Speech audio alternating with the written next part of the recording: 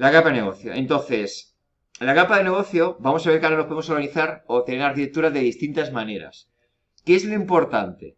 Entender cuál es el flujo de trabajo, es decir, qué va a ocurrir en la capa de negocio. Entonces, casi lo vamos a apreciar por el flujo de datos que van a ocurrir.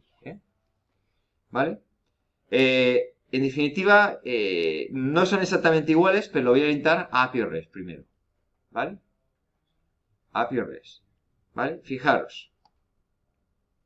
Primero, esto funciona, es un sistema por petición-respuesta. Tenemos petición, respuesta. Y la respuesta puede ser que ha habido un error o una respuesta OK con el contenido de la respuesta. Esto es protocolo HTTP, orientado a petición-respuesta. ¿Lo veis? Vale.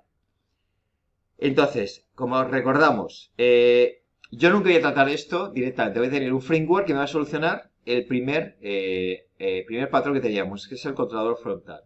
Por lo tanto, esto de aquí, que lo he puesto aparte, se lo va a comer el framework, que es mi controlador frontal. Da igual que utilices. ¿Vale? Entonces, ¿qué ocurre? Que va a llegar todas las peticiones, llega al repartidor. Al repartidor. El repartidor lo pongo en verde porque me lo va a hacer el framework. Se lo va a comer. ¿Qué hace el repartidor? Analiza la petición, coge los datos que llegan de la petición de request, los coge y empieza a analizar. A ver si él tiene que buscar ahora dónde va a delegar. ¿Este quién es? Es mi recurso. Este sería mi recurso. Él va a procesar y ¿qué puede ocurrir? Que ya observa que no puede, digamos, evolucionar en el flujo. ¿Por qué? Porque no viene bien la petición. Si no viene bien, fijaros, ¿qué hace? Lanza una excepción, ¿la veis? Y rebota la respuesta con error. Entonces, el primer flujo es que viene al dispatcher, no va bien y rebota. ¿Vale? ¿Qué necesito? Un manejador de excepciones. Y ves que lo he puesto aquí. Que parte me lo resuelve el framework y parte me lo resuelve a mí. Entonces, es digamos que me ayuda a hacerlo. Pero yo lo tengo que hacer. Yo tengo que terminar de hacerlo, este manejador de excepciones, ¿vale? Pero ves, que puede ocurrir esto. Pum, pum, y rebota. Y dirás, jolín, es que he puesto una traza en mi código, una traza en mi recurso para ver qué ocurre y nunca veo esta traza. Claro, porque puede ocurrir esto y tu código nunca se ejecuta. ¿Lo veis? Primer aspecto.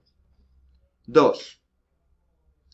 Evidentemente, las peticiones aquí como llegan en el request y por lo tanto llegan siempre en formato string o a ser como llega. ¿Qué es lo que hace el framework? Convertir lo que llega en DTOs.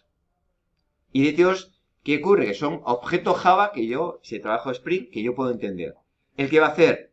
Pasártelo por parámetros. Entonces, este ya sería mi clase Java, de cierta manera. Mi clase Java, que acepta DTOs, que son clases Java poco sencilla, como hemos visto, con getters and setters. ¿Vale? Primero, yo voy a ver si llega de forma adecuada a las cosas. Y lo primero que voy a hacer. Si la petición está bien formada. Si no me gusta, yo puedo lanzar una excepción, ¿lo veis? Puedo lanzar una excepción. Oye, pues mira, no me gusta cómo llegan las cosas. Doy una excepción y reboto. Mediante un error HTTP, que se va a traducir en un error HTTP. Pues tipo mala petición.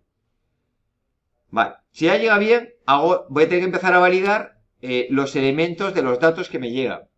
Pues validar que, por ejemplo, el nick sea correcto, que tenga un formato correcto, lo que fuera. ¿Qué voy a hacer? Tengo que validar todos los datos de entrada. ¿Vale? Si no se pueden validar, monto una excepción y rebota otra vez.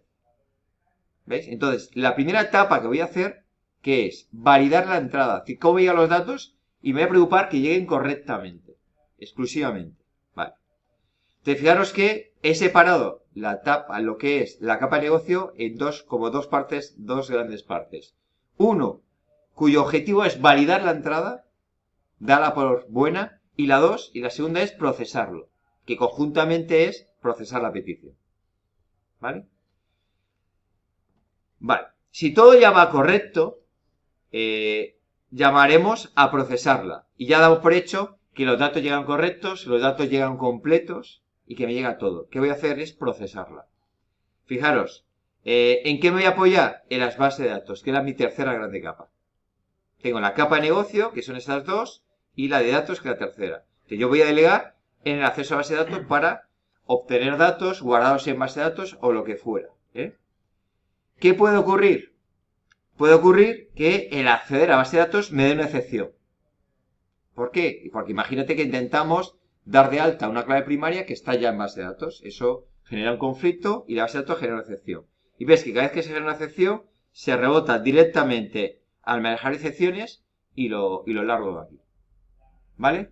Por lo tanto, hemos centralizado en un manejador de excepciones todo lo que pueda ocurrir. Me voy a quitar mucho ruido. Ahora va a ser muy sencillo. Si cualquier parte de mi evolución veis que hay algo que no va bien, hago una excepción que es new exception y ya se procesará. Pero se aborta automáticamente el proceso. Vale. Si esto va bien, evidentemente, yo reboto a mi capa de proceso de datos. De la capa de negocio. ¿Vale? El que va a hacer, va a preparar la respuesta. ¿Qué es preparar la respuesta? Preparar los DTOs que vamos a responder. Y va a ir navegando, va a responder a lo que es la primera etapa, que era la validación de datos de entrada, que este es el que va a responder con un OK, que todo ha ido bien, y respondo con unos datos. ¿Veis el proceso? Eso me da igual cómo yo haga la arquitectura. Este proceso lo voy a tener que hacer en cada petición. ¿Por qué? Porque HTTP es así. Esto funciona por petición-respuesta. Sin estado. Acordaros, sin estado. Si quiero guardar datos, me lo guardo en base de datos. ¿Veis el proceso? Entonces, cada petición va a pasar por aceptar la petición, que es que tú tienes un endpoint que responde a esa petición. 2. Validar los datos de endpoint. Vale. Este aspecto de aquí, dices, si lo quitas, que hay gente que lo quita y dice, no, es que esto yo lo valido con Angular. Yo hago que Angular sea perfecto para que nunca pueda llegar datos erróneos aquí. Dices, ya. Pero esto es un API público y por lo tanto me pueden atacar directamente sin Angular. Aunque yo haga Angular para atacar aquí, me pueden atacar sin Angular. Y yo no puedo permitir que yo reviente. Porque claro, si me hacen peticiones que yo no tengo previstas, podría dar un error interno. Y como yo puedo dar un error interno, eso no es admisible. Tengo que validar los datos, aunque lo hagas en Angular. Dicho de otra manera, no te fíes de los probadores de Angular. Son como tus enemigos. Van a intentar, por vagancia, hacerlo mal para no trabajar. Vale, pues entonces lo hago yo. Y te tienes que proteger frente a la programación de Angular. Por si se hace mal. ¿Entendéis? Entonces los endpoints, validar, procesar, acceder a la base de datos, montar los DTOs de respuestas y responder. ¿Ves esta secuencia, no? Vale. Entonces ahora vamos a ver dos arquitecturas. Pero claro, para entenderlas, os voy a explicar 4 notaciones de Angular, de Spring, que yo pueda a priori. Voy a hacer como una especie de introducción rápida de Spring, para que el código que veáis lo podáis entender. Entonces, primero, ya sabéis cómo funciona esto. Es decir, yo he hecho un POM con todas las dependencias. Fijaros que no tenéis que ni tocarlo. Vosotros lo cogéis directamente, lo importa, lo montas y funciona. ¿Vale? Pero os cuento que, claro, aquí ya utilizamos muchas dependencias. ¿Qué utilizamos? Para que sea web, tengo la dependencia esta aquí, para manejar webs. Yo he puesto unos logs automáticos, ¿vale? Que funcionan por programación en tal aspectos. Entonces ahora mismo no pretendo que lo entendáis. Esto lo que va a hacer es que cuando atacáis a vuestro endpoint, te va a dejar rastro de todo, de qué es lo que te llega, qué datos llegan, qué datos respondes tú, para que tú puedas rastrear a qué le está pasando a la aplicación, ¿vale? Luego, como tenemos base de datos, MongoDB, tengo las dependencias de MongoDB. Y como quiero base de datos embebidas, esta dependencia para que sea embebida. Vosotros vais a trabajar con MongoDB, pero ni lo vais a ver. Dice, Ende, pero esto es lo de siempre. Dice, ya, hay bases de datos de verdad debajo. Pero ni las vais a ver. ¿Vale? Luego, para programación reactiva, he puesto esta dependencia. Para hacer test, este de aquí. Este es para hacer test de asíncronos. ¿Vale?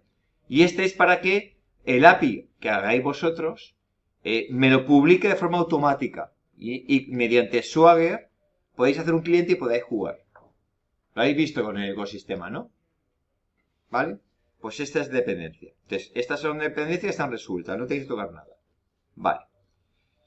¿Qué tenemos nosotros? Dos ficheros para que arranque bien Spring. Uno es el fichero propiedades, donde yo aquí configuro cómo quiero que arranque Spring. ¿vale? Y tenemos lo que es este fichero de API logs, que es el que yo he puesto para rastrear todo lo que hacemos con mis endpoints. Pero tampoco hay que tocarlo, lo tenéis ahí dentro y no hay que tocarlos, ¿vale? No habrá que tocarlos. O sí, creo que luego, sí, luego lo vas a recordar. 2. Recordar la estructura de Spring, que es, necesito una aplicación que es la que me arranca todo. Si veis, va a estar en el raíz de vuestro proyecto. Y es la clase que me arranca todo. Vale. Yo ahora tengo que hacer endpoints. ¿No? Tengo que hacer endpoints. ¿Cómo lo voy a organizar? Entonces voy a utilizar estas anotaciones para hacer los endpoints. Yo voy a hacer una clase que voy a llamar un recurso. Imaginaos que voy a hacer el recurso de usuarios. Pues entonces, voy a hacer una clase Java normal y corriente. Y a esta clase Java le voy a poner dos anotaciones. Una es esta de aquí, que le voy a indicar que esta clase se convierte en un recurso. Y por lo tanto, el dispatcher de Spring lo va a conectar directamente con esta clase. No tengo que hacer nada más. Le pongo la anotación de recurso. ¿Vale? 2. Yo tengo que decir sobre qué URI responde este recurso. Voy a decir, bueno, pues esto va a responder /users, normal. Si mi recurso es usuario, será /users. Entonces, esta es la ruta que va a responder. ¿Cómo atacáis? Pues tendrás que poner http, localhost, si lo hacéis en local, el puerto, /users, y atacas. ¿Lo veis? Vale. Luego, esta es la ruta global de la clase, pero un endpoint no es una clase. Un endpoint es un método. Es decir, los endpoints son métodos, que son o un post sobre una ruta, o un get sobre una ruta, o un put sobre una ruta. Eso es un endpoint. Pero entonces, ¿qué debo tener? Métodos. Entonces, mi clase Java tiene métodos. Y este métodos, yo tengo que decirle qué tipo de operación va a responder. Que puede ser o un post, o un get, o un put, o un borrado, o un patch. ¿Lo veis? Entonces, aquí tenemos los 5 métodos. Vale. Entonces, ¿qué puede ocurrir? Que a la ruta global del recurso le asocia una ruta local, que se añade. Entonces, si yo pongo esto, digo, a un método le pongo getMapping y pongo /id. ¿Cuál es la ruta total? Es /uses, /id. ¿Lo veis? Entonces, la ruta de los métodos se suma a la ruta de la clase. Y ya tengo la ruta completa. Entonces, este endpoint, ¿cómo responde? Pues /uses, /id. Este endpoint, y si yo pongo getMapping y no le pongo una ruta, ¿cómo responde? Eso es un get sobre users, sobre el padre, sobre la clase. ¿Lo veis? El put, pues como es sobre esta clase, es /uses, /id. ¿Lo veis? Vale. Ahora me queda, ¿cómo me pasa el Spring? ¿Cómo me va a pasar los datos a mi método? Vale. Los datos pueden llegar en 4 lugares posibles. En 4 lugares posibles. Puede llegar en el path. ¿Ves que yo puedo decir, dame el usuario con identificado con 140, con código 140? Entonces, ese dato, ¿ves que le pongo con llaves? Si le ponéis llaves, Spring identifica que esto es una variable. Entonces, él que te va a decir, cuando alguien ponga /usuarios, el 140, cogerá este 140 y es un dato. Eso es una variable, es un valor. Le puedes decir, vale, pues con esa anotación, @path es obtén el dato en el path, que es el URI. ¿Vale? Entonces va a obtener este dato. Para que lo sepa casar, tenéis que llamarlo igual. Si aquí le hemos puesto llaves, id llaves, y lo cierro, ¿lo veis? Pues la variable que está en el método, ¿cómo se llama? El parámetro del método se llama id. No nos inventamos nombres, lo llamamos igual. Y así Spring sabe casarlo. ¿Vale? 2. Cuando llega un dato en el cuerpo, ¿cómo lo recupero? Y ponemos este valor, que es petición en el cuerpo. Y le ponemos en la clase Java que tú quieres recuperar ese cuerpo, el DTO. Entonces, si pones esta anotación, lo recuperas en el cuerpo. Si llega en los parámetros, en la URI se hacen así. Los parámetros de la URI. Pues @request para. Esto es lo típico de la Q. ¿Sabéis cuando he puesto sets y pones interrogante? Q igual a algo. ¿Os acordáis? Entonces, ¿ese Q qué es? Eso es un parámetro de la URI. Y por lo tanto se recupera con request para. Y yo le pondré Q para recuperar el parámetro Q. Claro, ponemos el mismo nombre, no nos volvamos locos, ¿vale? Mismo nombre. ¿Vale? Y luego, si llegan en la cabecera, que este no sé si lo llegáis a utilizar, yo creo que no. Si llega a la cabecera, se pone con request header. Esto llega a la cabecera y lo recupero. Y este es el valor o el parámetro de la cabecera. Yo creo que vosotros con estos tres os bastará. ¿Vale? Entonces, ¿qué tenéis que hacer? Coger vuestros setpoints y decir, en los datos cómo me llega. Y te puede llegar o en el path, o en el parámetro de la URI, o te puede llegar en el cuerpo. Y dependiendo de eso, pones parámetros aquí. ¿Vale? ¿Lo veis? Vale. 2. La inyección. Exprime, resuelve toda la inyección. Entonces, cuando yo quiero que me inyecten algo, ¿qué tengo que hacer? Poner aquí, arroba, y esto, autowhile. Con esto me va a inyectar lo que tú quieras. ¿Dónde lo vamos a poner nosotros? En los constructores. Tú vas a hacer tu clase Java y vas a hacer un constructor y vas a poner esta notación delante del constructor. ¿El qué va a hacer? Va a buscar los parámetros del constructor, lo que tú tengas, va a buscarse la vida para obtener esos objetos y te los inyecta automáticamente. ¿Vale? Te los inyecta automáticamente. ¿Lo veis?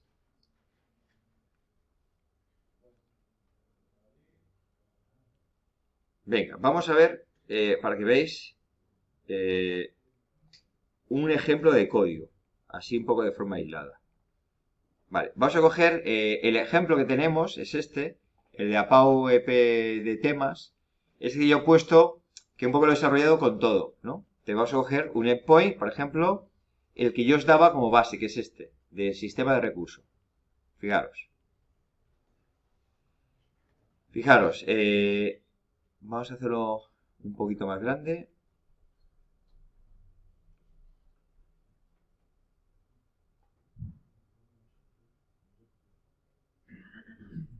Ejemplo 16. Fijaros, la clase. Yo quiero que esto sea un recurso. ¿Qué hagamos? ¿Qué hacemos? Le ponemos la anotación. Esto es la anotación de REST control. Por lo tanto, esto se acaba de convertir en un recurso. ¿Lo veis? 2. ¿Con qué responde? Con barra system. ¿Lo veis? Entonces, ¿qué hago? Lo pongo aquí. El recurso es cómo mapeo este recurso. Y es barra system.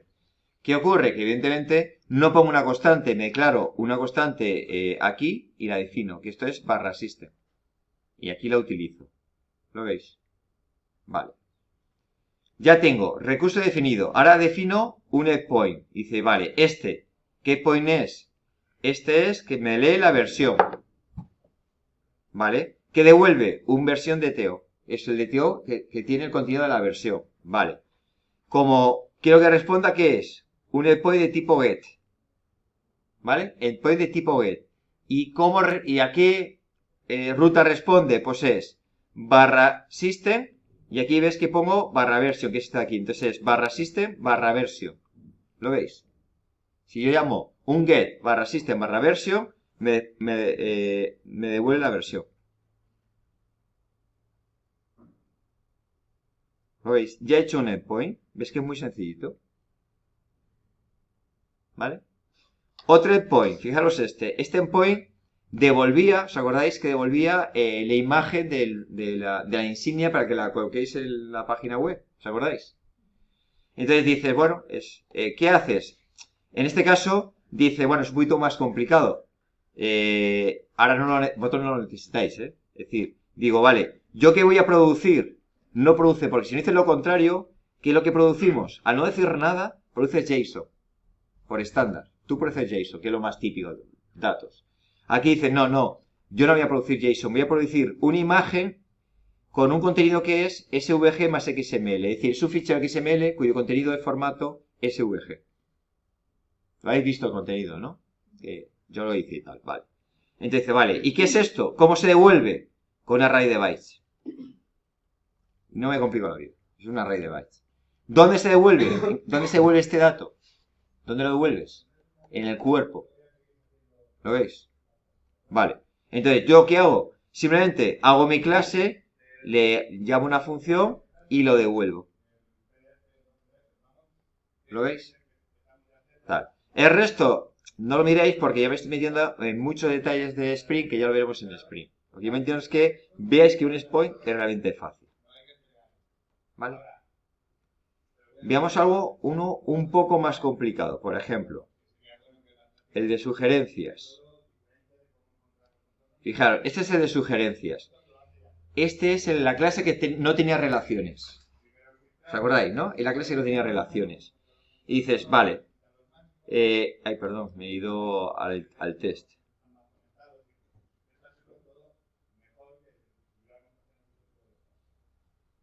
Vale. Fijaros. Sugerencias. Es un recurso. Pues le pongo la anotación de recurso. Aquí le pongo el mapeo, / sugerencias. Vale, correcto. Y dices, vale, yo necesito, si todo va bien, delegar en el controlador de negocio la acción que vas a hacer. Entonces le digo, me creo un atributo que es mi controlador de negocio. ¿Le veis? Mi controlador de negocio.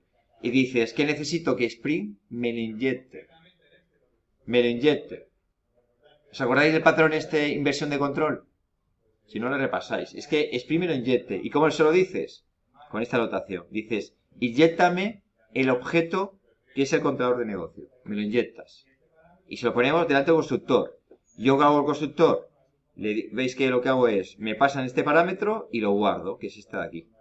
Muy sencillo. ¿Vale? Esto es cómo se hace la inyección ahora. Cuando habéis utilizado un singleton, ¿qué hacíamos? Coger la clase y decirle, dame el objeto. ¿Os acordáis? Y dijimos, no, bueno, el singleton está muy bien, pero cuando surgen los frameworks, te lo hacen por inyección, que es más cómodo. ¿Vale? Así también lo hace Angular, ¿eh? Hay que acostumbraros porque Angular lo hace exactamente igual. Vale. Ahora hago uno, que por ejemplo este era leer todo. Vale. Get mapping, que es, me atacas a sugerencias y que le devuelvo todas las sugerencias. Y fijaros que es muy sencillo.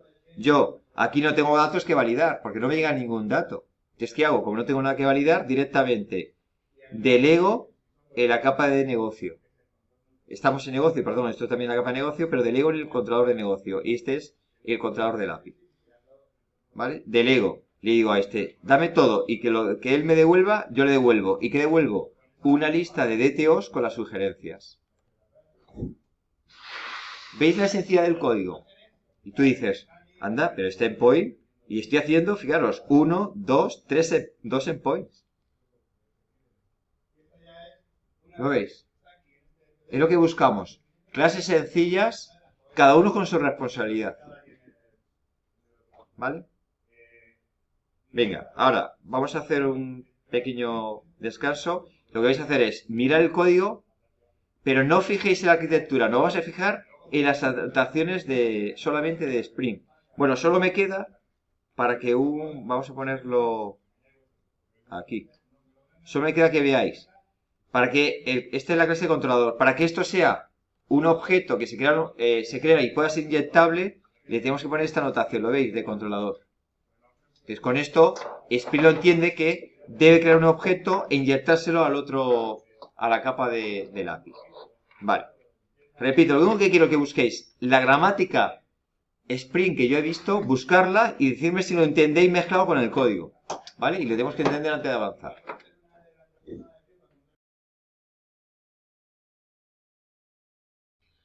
Vamos a ver cómo manejamos las bases de datos, ¿vale? Bueno, ¿vosotros de qué partís? Vais a partir de un esquema similar a este. Pues aquí, fijaros, yo tengo tema por composición. Tengo lo que es un conjunto de votos. Y luego tema se relaciona con un usuario. Un usuario puede tener muchos temas. Un usuario tenía una dirección. La dirección solo pertenece a un tema. Yo tengo mi esquema que ya lo tenéis vosotros. Y sugerencia que era independiente. ¿Qué me toca ahora? Hacerle anotaciones para que esto se traduzca en base de datos. Base de datos. En MongoDB es el más sencillo y fijaros, vamos a manejar solamente 3 anotaciones. Documento, clave primaria, relación. Documento, clave primaria, relación. Es decir, todas las clases que tú quieras que tenga un documento y puedan ser gestionadas de forma independiente, hay que ponerle esta anotación, que esto es un documento. ¿Lo veis? Entonces dices, vale, tema, quiero, sí, documento. Bueno, pues si es un documento, obligatoriamente hay que decirle cuál es la clave primaria. Entonces tiene que tener dos anotaciones, documento junto con clave primaria. ¿Lo veis? Por ejemplo, este, documento con anotación de clave primaria. En este caso le llamo ID, de tipo string. Este, documento con clave primaria. Y este, como está embebido, ¿lo veis? Lo quiero hacer embebido, ¿qué hay que hacer? No ponerle ninguna anotación. Ni documento ni clave primaria. Y ya se hace embebido de forma automática. Entonces, fijaros que si le pongo la anotación, él me sacará, en la base de datos meterá una colección de este elemento. Los embebidos no se ponen anotaciones y por lo tanto son embebidos, que se llaman. Por ejemplo, si hiciéramos tablas, esto sería anotación de entidad. Pues diríamos, quiero tabla, pones entidad. Quiero tabla, quiero entidad. Y esto, si es embebido, pues, como si dices, sin anotación. Serían de ahí. ¿Lo veis? Entonces, cuando tengáis vuestro mapa, esto ya lo tendréis que tener claro, supongo que ya tendréis súper claro qué es composición, qué es agregación, la multiplicidad. Primero tenéis que decidir cómo quiero las bases de datos. Entonces, os tocará poner esta anotación. ¿Lo veis? La de documento, clave primaria, documento, clave primaria. Vale. Ahora, ¿cómo se ponen las relaciones? ¿Ves que esto es este nombre que es privado, tipo usuario y la variable se llama usuario? Aunque yo la pongo aquí, ¿vale? Entonces, si esto es una relación entre documentos, le tenéis que poner esta anotación delante, que es dbref. Entonces él ya interpreta eso, que no tiene que hacerlo embebido, sino que es una relación, ¿vale? Y lo ponemos. Entre dirección, esto es una relación, porque aquí va a haber un atributo privado que pone dirección de tipo dirección. Es una relación, ¿lo veis? Pero como es embebido, veis que en el privado, cuando declaro lo que es el atributo privado, no pongo ninguna anotación, por lo tanto es embebido. Va como a la vez. Cuando son embebidos, nos olvidamos de anotaciones, se hace automáticamente embebido. Por ejemplo, entre este y este, votos, es igual, está embebido. Entonces, ninguna anotación. Y en cambio, sugerencias, como no tiene relaciones, pues solamente documento e ID. ¿Lo veis? Solo habrá que poner esta anotación aquí. Muy sencillito. Y ya con esto monto la base de datos. ¿Vale? Con esto tengo resuelto, ¿qué tengo resuelto? Los documentos. ¿Qué me queda? Hacer los DAOs. ¿Cómo se hace un DAO? Los DAOs se hacen. Dice, bueno, ¿yo qué quiero gestionar? De forma independiente, temas, sugerencias y usuarios. Porque los votos lo voy a gestionar a partir de los temas. Y las direcciones la voy a gestionar a partir de los usuarios. Por lo tanto, yo realmente solo quiero 3 gestores. Que es el DAO de tema, el DAO de sugerencias y el DAO de usuario. ¿Lo veis? Vale. Como solo quiero 3 gestores, ¿qué creo? 3 interfaces. Es el interfaz de sugerencias, el interfaz de tema y el interfaz de usuarios. ¿Qué hace? Hereda de esta interfaz, que es de Spring. Y luego los tengo que hacer concretos, porque esta interfaz es genérico de Spring. ¿Ves que tiene tipo de entidad o tipo de documento y aquí tipo de clave primaria? Entonces tú preguntas, dices, vale, este de aquí, ¿cómo es el tipo de documento? Pues este, por el nombre ya me lo dice, sugerencias. Clave primaria, ves que clave primaria de sugerencias, su clave primaria es de tipo string. Por lo tanto, lo parametrizo así, lo heredo, lo hago concreto y ya lo tengo resuelto. ¿Hay que poner el método? Si no tengo queries, no hace falta. Entonces dicen, ¿entonces esto qué es? Ahora lo veremos, una línea de código. ¿Vale? Este de aquí, ¿cómo es? Igual. Heredamos y este es, el tipo T es tema y el tipo ID, clave primaria, si te vas a tema, ves que va a ser string, pues clave primaria de tipo string. Vale, usuarios. Este es igual, pero necesito una query que es buscar por nick. Yo, cuando heredo, ves que al heredar de aquí, tengo resuelto las funciones CRUD. Es decir, que si tú buscas un tema por su clave primaria, está resuelto con la función CRUD. Pero en cambio, Si quiere buscar por nick, como no es clave primaria, ¿qué tiene que hacer? Una query. ¿Lo veis la diferencia? Las búsquedas por clave primaria se resuelven por el propio CRUD. Y esto es una lectura. Y esto es en cambio es una query. Por lo tanto, tengo que ponerlo aquí. Buscar por nick. Y le pasa un nick. Y él te devuelve una lista de usuarios que tiene ese nick. Vale. ¿Ves que eso es una interfaz? Se define tal cual e Sprint te lo implementa por debajo. Solo tenéis que poner este nombre, que es buscar por y el nombre que tú quieras que sea un atributo definido aquí. Ya está. Y ya está. Por eso los Sprint, por eso los frameworks tienen tanta... Es que al final, tú imagínate a la velocidad con que produzco esto. Dice, buscar por email. Pues pongo buscar por email. Atributo email de tipo string y tal cual, te lo implemente, ya funciona. ¿Vale? Entonces, por eso producimos a esas velocidades. ¿Lo veis? Veamos el código. Y ahora os dejo un poquito que le deis vueltas. Por ejemplo, me voy a mi entidad tema. Fijaros, mi entidad, mi documento tema. Es mi tema que ya tenéis controlado. Fijaros, yo le pongo la anotación documento, la anotación de ID y digo, como usuario es otro documento, le pongo anotación de la referencia. Ya he hecho la base de datos. Y mi getAsset de toda la vida, mi toString de toda la vida, lo que yo tenga. Estándar. ¿Lo veis? Vale. Resuelto. ¿Cómo hago el tema DAO? Lo tengo aquí abajo.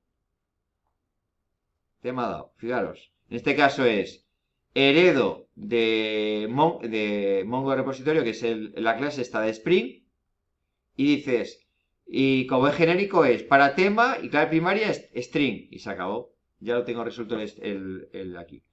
¿Qué me queda? Me quedaría uno más complicado, por ejemplo, de usuarios. El de usuarios, a ver si está por aquí. Aquí. Venga, vamos a ver cómo utilizarlo. Por ejemplo, imaginaros, tenemos usuario, ¿no? Si nos vamos al tipo usuario, por ejemplo, tendríamos identificador que es la clave primaria.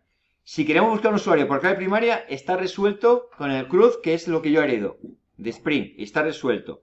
Pero en cambio, por el nick, fijaros que esto sería una query. Una query. O por email. O por dirección. Son queries. Entonces, ¿cómo lo haríamos? Pues vas aquí y dices, vale, imaginaros. Digo, vale, primero, quiero... Y la palabra siempre tiene que ser esta. No me podéis cambiar la palabra, Es buscar por ejemplo, nick. Pues sería buscar por nick. Y el nombre, cuidado, tiene que coincidir exactamente al atributo. Fijaros que vamos a buscar el atributo, se llama nick. Como hay cambio de palabra, ¿cuál era la recomendación de Java? Cambiar a mayúsculas. Por eso se pone la N mayúsculas. Pero es el mismo atributo, Si me cambiáis esas cosas, deja de funcionar. Entonces es buscar por nick. Vale. ¿Qué me pasas? Pues un atributo nick, que es un string. Y es nick. Vale. Y ahora, ¿qué devuelve esto? Como puede devolver una colección, pues una lista de usuarios. Por lo tanto, una lista de tipo user. ¿Vale? Entonces, en este caso, ya está resuelto. Entonces, esto ya funciona. Viene Spring, te lo implementa por debajo con SQL, en este caso con queries de MongoDB, y funcionará. Por ejemplo, dice, bueno, y si quiero buscar por email, pues igual.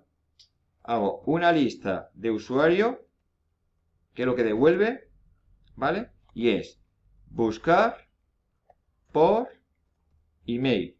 ¿Qué le pasas? Un email.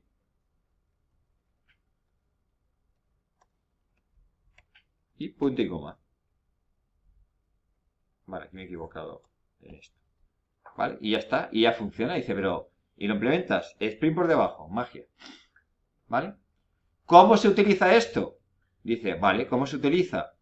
Pues nos iríamos para una utilización, por ejemplo, nos fuéramos a recursos. De aquí nos vamos a ir al controlador de temas. Por ejemplo, fijaros, yo le digo a Spring, oye, inyéctame el userDAO. Lo veis, aquí se lo estoy diciendo. Defino una variable que es privado userDAO. Y le digo a Spring, inyéctame el objeto que accede a la base de datos de usuarios. Y tú dices, vale. Y le dices aquí, AutoWire, me inyecta. Y aquí le pongo userDAO.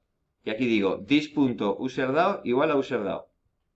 De toda la vida. Dice, ¿pero quién llama a este? Tú no, lo va a llamar Spring. Spring va a llamarte a tu constructor cuando haga new y te lo va a inyectar. Vale. ¿Cómo se utiliza? Pues tal cual. ¿Lo ves? Tú dices, userDAO.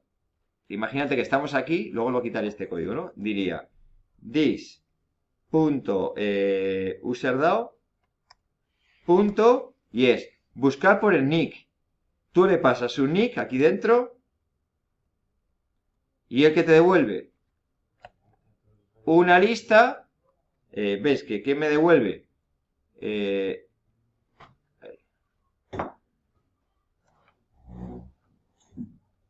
Me devuelve una lista de usuarios. Y aquí yo pondríamos users. Y dices, ¿y esto funciona? Ya funciona, ya está hecho. Y ahora dices, ¿pero de dónde están las bases de datos? Ya te he dicho que han desaparecido. Luego ya, evidentemente, sí que es verdad, cuando queremos hacer cosas más complicadas, porque esto es una búsqueda muy sencillita, es por buscar un atributo. Pero cuando queremos hacer cosas más complicadas, no, los nombres, no puedes hacer combinaciones y tal. Ya dices, ¿y si quiero buscar por nick y mail a la vez? ¿A la vez? ¿Qué intuís? ¿Cómo sería el método? Por buscar los dos a la vez. Sería una lista de usuarios. Vais a ver qué intuitivo es, ¿eh? De hecho, es fácil que ya lo sepáis. Es buscar por los dos a la vez. ¿Cómo lo pondríamos? Pues nick, ¿y ahora qué pondría? And. Ya está, resuelto. Busca por nombre y email. Y si quiero buscar por uno o por el otro, vais viendo la intuición. Es un lenguaje muy intuitivo. Y entonces, bueno, ya llegaremos a ver cómo es, porque ese lenguaje es más complicado, ¿no? Y tal. Pero bueno, no quiero que utilicéis algo tan complicado. Con los primeros os podéis apañar. Y solo quiero enseñaros eso. Vale. Vamos a ver ahora es cómo nos planteamos hacer los test. Tenemos dos tipos de test. Vamos a ver en nuestra aplicación. Los test que son directamente pues a mis clases Java, pues puede ser a tu controlador, o un test unitario a una clase Java sin más, o podemos hacer un test al API, ¿vale? Al API. Entonces, vamos a empezar cómo se hace un test al API. Entonces, Spring me ayuda con esta clase, que es esta de aquí, que es el Web Test Client, el cliente de test de web, ¿vale? Para que Spring me ayude bien a hacer esto, le tengo que poner esta anotación a mi clase de test. Le pones esta anotación y lo que hacemos es que me inyecte este objeto Spring, ¿vale? Entonces, este objeto que me da es un test que es a través del patrón builder. Entonces, me va a dirigir cómo se hace la prueba. Y fijaros, es sencillo, diría, vale, yo llamo a mi atributo, ¿no? Que me lo ha inyectado de Spring. Y le digo, primero, el método. Y podría hacer un post, un put, un get, lo que yo quieras.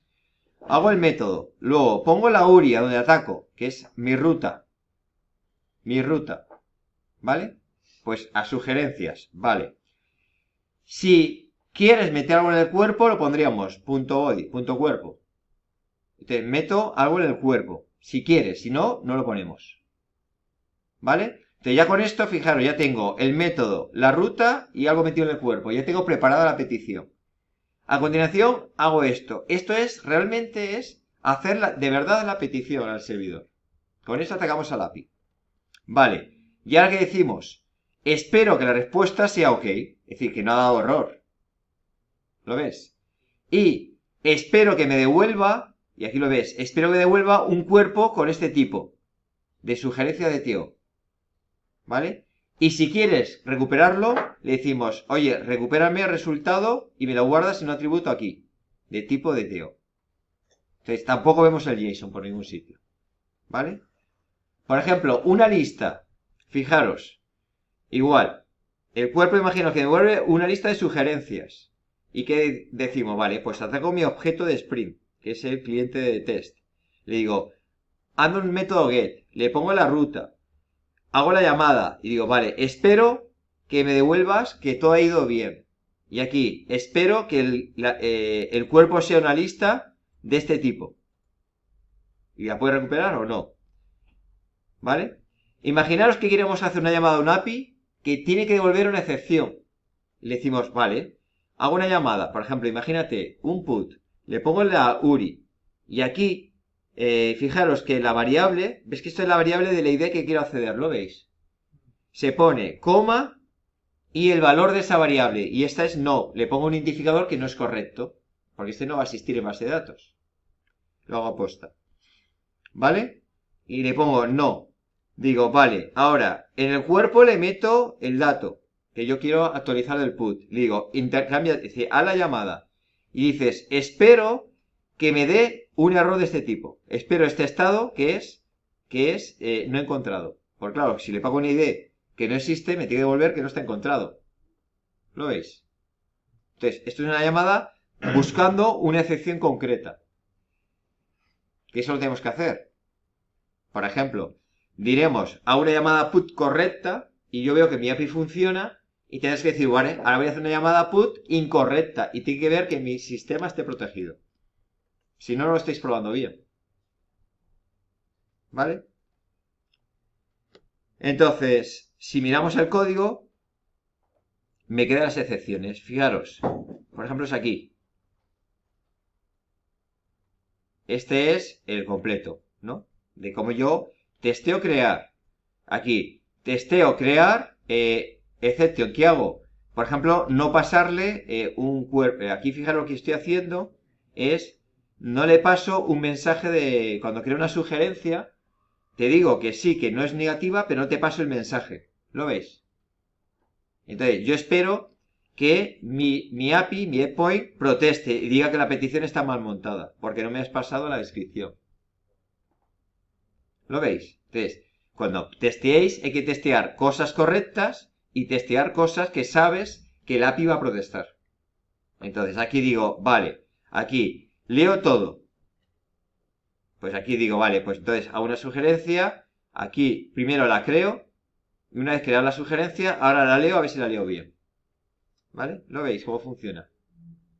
Pero bueno, aquí tenéis mis ejemplos para que veáis el código. Por ejemplo, como no estoy bien, otro igual. Y este es, fijaros, creo un tema. Y dices, vale, pues aquí te ayuda a montarlo. ¿Qué ocurre? Que a veces, para crear un tema, para testear un tema, para crear un tema, tengo que crear primero un usuario. Y fijaros que lo que hago es, primero creo el usuario. Y recupero la ID. Y con el ID ya creo el tema, se lo asocio aquí. Le doy el usuario. Pues claro, para crear un tema tengo que crear un usuario. Entonces primero creo el usuario, me recupero la ID y luego ya creo el tema y le asocio la ID del usuario. Y es todo correcto. Fijaros, este por ejemplo es, creo un usuario, creo un tema donde el usuario no existe. Para probar qué hace mi sistema. Y fijaros, vale, pues creo un tema y cuando tengo que pasar la ID de usuario pongo un no. Y queda claro que no existe. Y ves que me tiene que devolver que el estado es que usuario no encontrado. Es no found. Aquí, por ejemplo, creo un tema y es donde no le pongo referencia del tema o lo pongo vacío. ¿Veis que lo pongo vacío aquí? Pues tiene que decir mala repetición. O por ejemplo aquí, creo un voto donde la ID de tema no existe. Y casi se hacen más pruebas de errores que de cosas correctas. Y así es como consigo que mi API sea robusto. ¿Vale? 80% cobertura. Es lo que os pido. 80% de cobertura. Pensar que si alguien te hace una llamada que tú provocas un error interno, esto es grave. Si tu aplicación no puede dar un error interno porque un usuario te haga una llamada mal. ¿Te imaginas? Angular. Si me tocas unos botones en una secuencia, hace ¡pum! Y peta todo. Y dices, a ver, esto no puede ser. Y el usuario es impredecible. Entonces, lo que yo miro de calidad es el 80%. Y evidentemente voy a mirar si tienes controles básicos, por ejemplo. Si vas a crear algo que te basas en una ID y no me compruebas que existe y no me montas una excepción, está mal programado. Yo voy a mirar el código. ¿Vale? Pero en principio, 80% y más o menos que controléis. Vale. Eso sí, para hacer un test del API, ponéis esta anotación arriba, ¿la veis? API test config, por el nombre lo veréis fácil.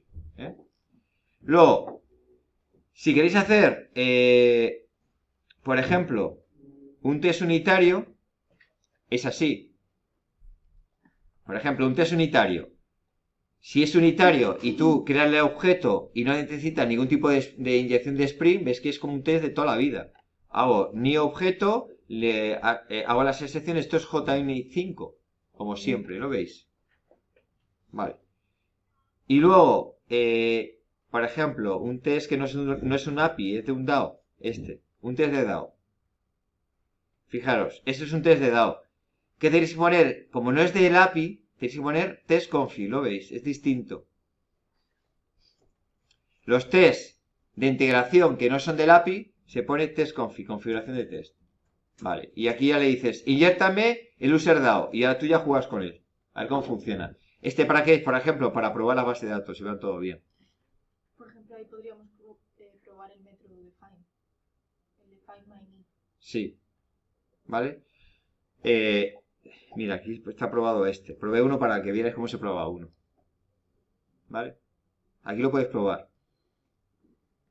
Lo que pasa es que es verdad que a veces los nombres de métodos conviene probarlos, no vais a ser que lo hayáis interpretado mal, porque a lo mejor no has interpretado en el lenguaje, eso conviene probarlo. Lo que yo nunca pruebo son las funciones CRUD. Aquí probé una función CRUD. Esto nunca se hace. Di por hecho que Spring no se va a equivocar con la función CRUD.